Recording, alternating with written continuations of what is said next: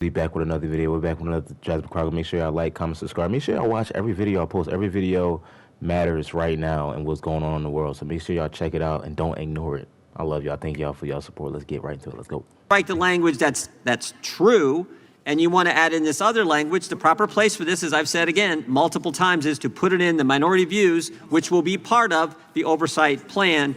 But for some reason, that doesn't seem to be good enough for the minority. Will the chairman yield? Yeah, sure.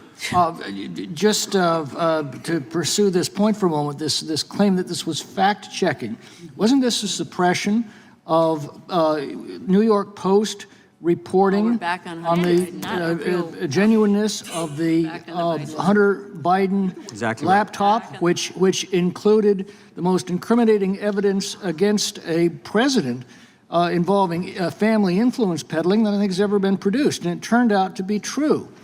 So what they were actually doing was suppressing facts, not checking them. Suppressing facts and doing violation to the First Amendment and free speech rights of Americans. Who seeks recognition? Gentlelady, Ms. Crockett is recognized. Thank you so much, Mr. Chair. It's so interesting to me that we all swear an oath to the Constitution, and we say that we take that oath seriously. But when it comes into actually doing something that looks like preserving that oath or looks like preserving the Constitution, we get a little wobbly, and I'm not really understanding what's going on. Freedom of press doesn't look like kicking out the Washington Post, or actually the Huffington Post has been kicked out. We know that the Associated Press has been kicked out, and now the Washington Post is not going to allow for op-eds in any way if for some reason they criticize the sitting president of the United States. What this is starting to feel like is a smaller version of Russia. And I am trying to tell you that we are nothing like Russia. We are not supposed to be like Russia, but that is what we've got going on. And I'm sorry, I know that some of my colleagues still struggle with answering the question of who won the election in 2020. And you may have felt a way when you had social media checking people and saying, no, Trump did not win the election in 2020. That is absolutely factual. And unfortunately, because some people got all riled up because they believed the lies, they ended up getting locked up because they decided that they were going to believe the lies. They ended up at the Capitol on January 6th, and they were trying to tear this thing apart.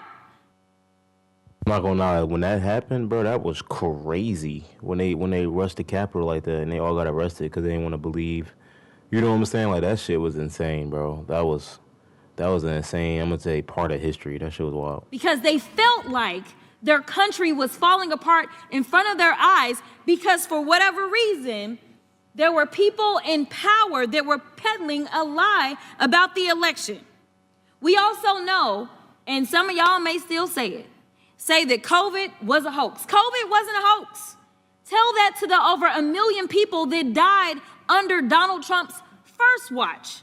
It wasn't a hoax. So no, I do believe that it was okay. In fact, I do believe that it was ethically right for social media to check people because you had people that didn't know anything about science and decided that they were going to put out whatever lies or propaganda or conspiracy theories they wanted to, and people died. At some point in time, we have to evaluate what is factual, and I know that facts hurt y'all, and I just wish we could get on the same page, but we do know during the presidential election that the president would not go and participate in anything if fact-checking was going to be a part of it, because he didn't want to be fact-checked. We know that the vice president got upset in his vice presidential debate when he was fact-checked. It used to be a time in this country that we as members of Congress or elected officials thought that it was okay to just tell the truth. Instead, we're pushing conspiracy theories, and some of them are killing people. It's the same thing that we have coming out of Doge. It's the reason that people are dying. It's the reason that farmers are losing their farms, because we continue to peddle conspiracy theories. It is time for us to say, Mr. President, guess what? Russia invaded Ukraine. Can we at least agree on that one? Facts matter.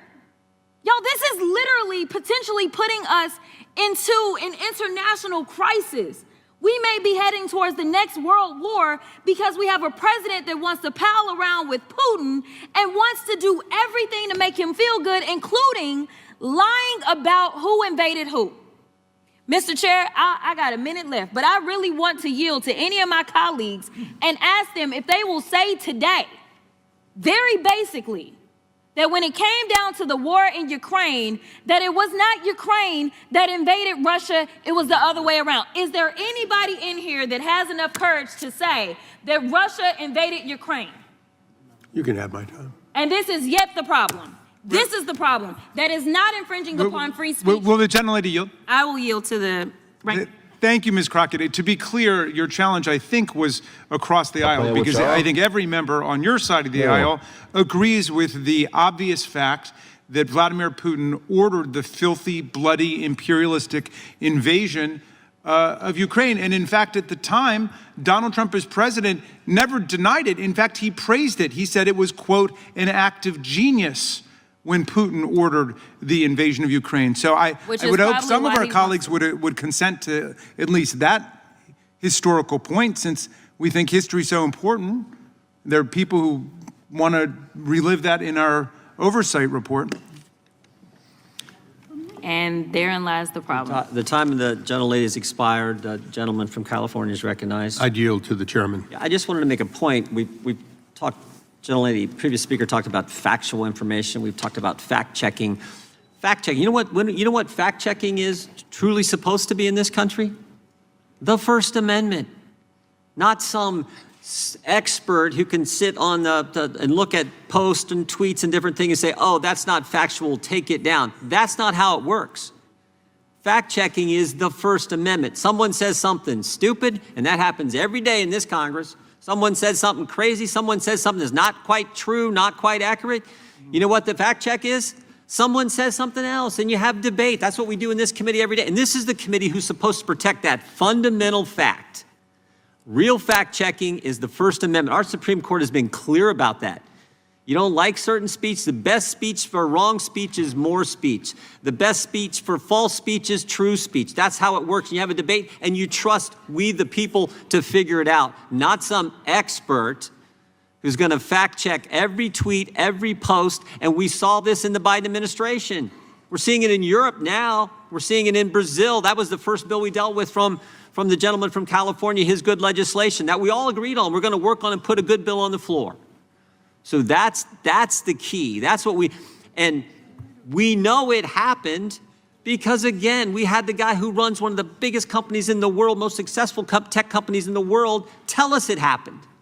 We had on the third day of the Biden administration an email from the White House to Twitter saying, take down this tweet ASAP. The government telling a business to take down a tweet, and the tweet, ironically, was from RFK Jr., who was going to be running for president against the guy in the White House. So he was saying, take down the speech of my opponent. That's not how it's supposed to work in this country. That's what we're concerned about. That's why it's in our oversight plan. And if you want additional things to look at, again, put them in your viewpoints. We're happy to accept them. We'll take everything Mr. Raskin has said today, everything the gentlelady from Texas has said today. We'll take everything the Democrats said. You want to put all that in your plan? Put it in your plan. That's fine. That's how it works. But no, that's not good enough. That's not good enough. I yield back to the gentleman from California. I think. Shout out to Mr. Jordan. Shout out to Mr. Raskin. Shout out to Miss Jasmine Crockett. Very well-spoken people. Like I said, every time I come on here, there's a lot going on in this country, man. I would have too much to say, to be honest, that they haven't already said. But yeah, man. These are not the same Jasmine Crockett little videos. She comes on here every single day and says what she has to say, and get her point across. But yeah, man, I'm planning on moving out the country to Thailand. I know I keep saying it, but I'm dead serious because this is some BS. We got three and some change of years with this guy as president. So if somebody in here that's a Republican trying to convince me otherwise, that Trump is amazing for this country, please do. I'm all ears. I'm not biased. But so far, he is tripping out, bro. I swear he's tripping out, man. But make sure y'all like, comment, subscribe. Make sure you hit the notification bell so you get notified when I upload, y'all. I got way more videos to do, so I love y'all so much. Make sure y'all pay attention to the videos I post, because just because none about Jasmine Crockett, every video matters. Trust me. I love y'all. Peace and love, baby. We out.